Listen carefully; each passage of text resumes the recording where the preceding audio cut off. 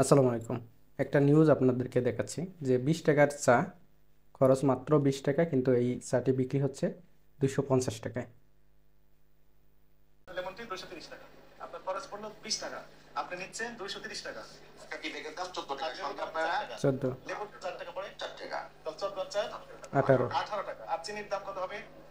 ওই যে একটা চিনি যেটি দেন, কয় টাকা হবে? 2 টাকা।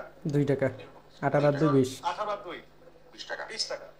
আপনার খরচ পড়লো 20 টাকা, আপনি নিচ্ছেন 230 টাকা।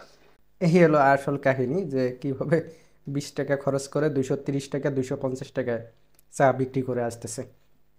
তো এই অভিযানগুলো না আমার মাঝে মাঝে ভালো লাগে যে এই অভিযানের ফলে দেখা যাচ্ছে যে এই দ্রব্যমূল্যের যে ঊর্ধ্বগতি এইটা খানিকটা হয়তো লাঘব হয়ে যায়।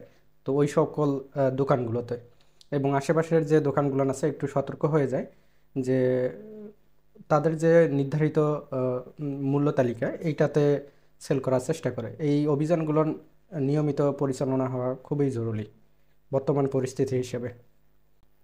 আর এইখানে যে কমেন্টগুলো আছে এগুলো দেখলে আপনারা বুঝতে পারবেন যে এই কাজগুলোকে কতটা সাপোর্ট করে মানুষ, এবং এটা সাপোর্টিভ একটা কাজ। এবং এই যে অভিযানগুলো আছে এইগুলো নিয়মিত নিয়মিত প্রত্যেকটা বাজারে প্রত্যেক সপ্তাহে এটা ঘটা উচিত। ঠিক আছে?